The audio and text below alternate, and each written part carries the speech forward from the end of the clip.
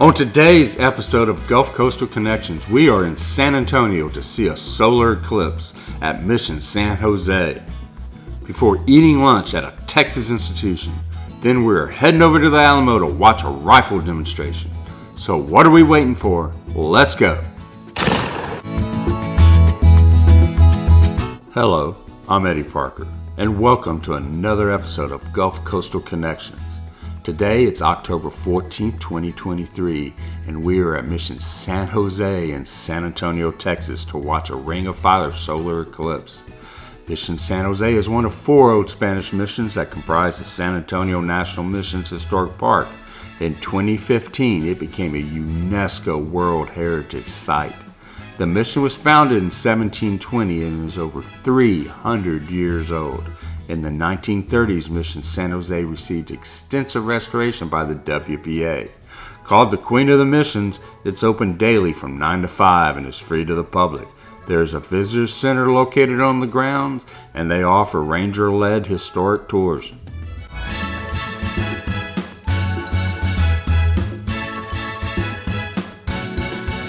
We are looking at the living quarters for the inhabitants of the mission. They were built by the native people who lived in the mission, as were all the other historic buildings on the mission grounds. Mission San José was home to mostly Coahuiltecan people, the native people of South Texas and northeastern Mexico along the Rio Grande Valley. The Coahuiltecans were composed of many small and unrelated bands of people who had adapted to the harsh semi-arid environment of the area for at least 10,000 years before the combination of European diseases, Spanish encroachment from the south, and Apache and Comanche encroachment from the north led them to choose mission life. We are looking at the church, which was built by the inhabitants of the mission in 1768 out of local limestone. Now let's take a look around this very historically important site and enjoy its beauty.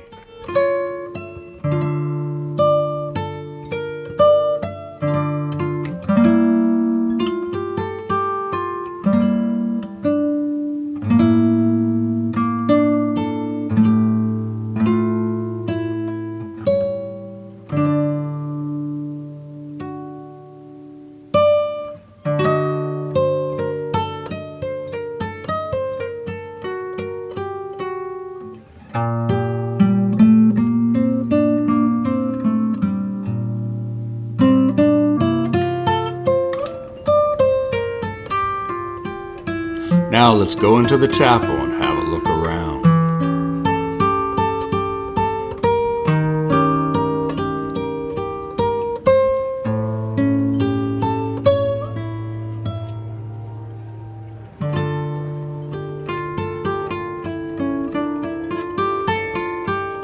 This is still an active Catholic church where many of the members of the congregation are descendants of the Coahuiltecan people who built it.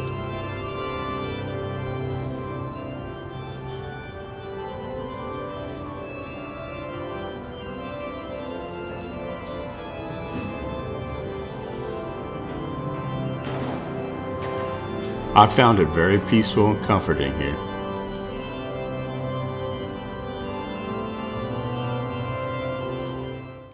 Now outside the chapel, on the mission grounds, a large crowd had gathered to wait for the eclipse. But we were worried about the cloud cover. It might obscure our view. People had come from far and near to watch the sun and moon do their thing. Most of us were just kicked back in lawn chairs with those cheap solar eclipse glasses, but some people had come highly prepared with some expensive technology to watch this thing happen. And then the sun and the moon started to do their dance. This is an annular solar eclipse, or a ring of fire solar eclipse. During this process, the moon appears slightly smaller than the sun, so it can't block out the entire disk. The result is a beautiful ring of fire. It's been 11 years since this type of solar eclipse crossed the U.S. Southwest in 2012. This one will be visible from a similar region, crossing 8 U.S. states from Oregon to Texas, and San Antonio was supposed to be ground zero. But unfortunately, we had these clouds. But the cloud covered allowed us to take these beautiful and unique pictures with just our cell phones.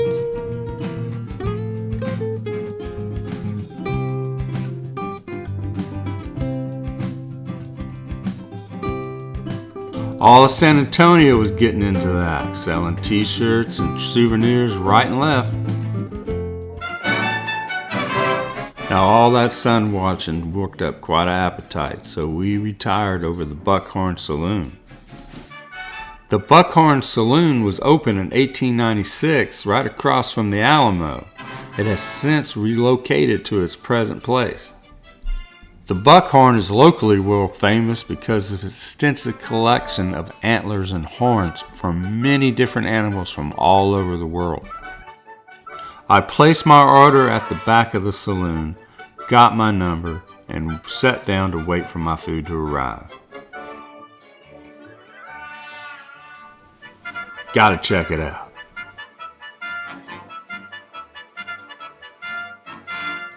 And there he is. The world-famous 78-point buck, acquired in the 1890s and has been in the saloon ever since.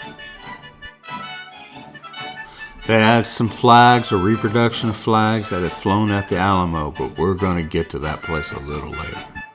Above that Lone Star sign is the legendary Texas jackalope, half antelope, half jackrabbit. Wasn't long at all before our food arrived. Now, of course, we had to have chips and queso,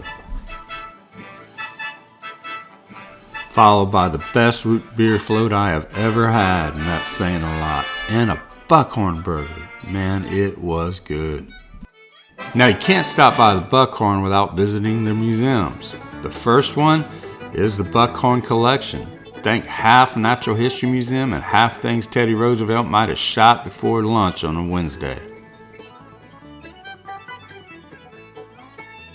And the second was the Texas Ranger Museum. Not the baseball team, the law enforcement officers.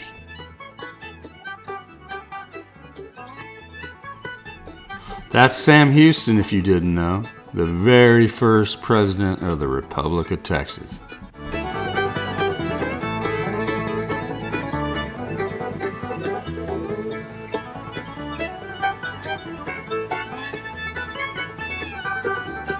Here are two other Texas icons, Clyde Barrow and Bonnie Parker. Their bank robbing career came to a very sudden stop in May 23, 1934 in Bienville Parish, Louisiana because of a Texas Ranger. Now you're not going to go to San Antonio without stopping by the Alamo. The Alamo started its life off as a mission constructed in 1718 by the same Quilotecan Indians that built Mission San José. But the entire world knows it as the site of the Battle of the Alamo. In late February or early March of 1836, in one of the major battles of the Texas Revolution, a few hundred Texans held off 2,000 Mexican soldiers under the command of General Santa Anna for 13 days before the final assault in the pre-dawn hours of March 6 resulted in the Texans fighting to the very last man. Since that bloody day, Texans and many people around the world remember the Alamo and come to see it in the thousands. The Alamo houses many artifacts from the battle, including these cannons. The state of Texas does an excellent job in interpreting the battle and the history before and after of the Alamo for the visitors.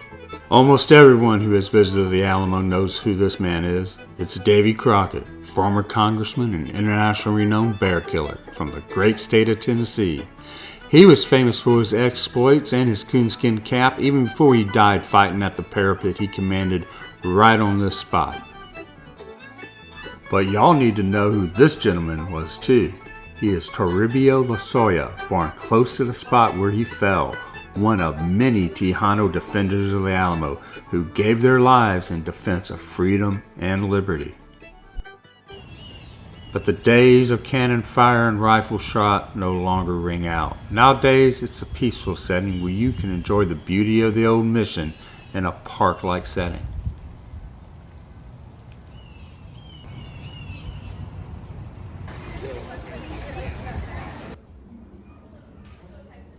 The Alamo has been confusing to many because the inside of the Alamo is the outside of the Alamo, and the outside of the Alamo is the inside of the Alamo. The state of Texas is trying to rectify that problem, and you'll see a lot of construction in and around Alamo Plaza.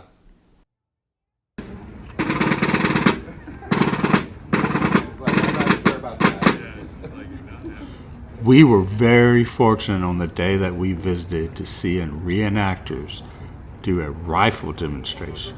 So I'm going to let them take it from here. It's going to be a little loud, so if you have sensitive hearing, please cover the ears. The primary firearm that you would have seen used in the siege and battle, and that is the smoothbore musket. Hey! Fire!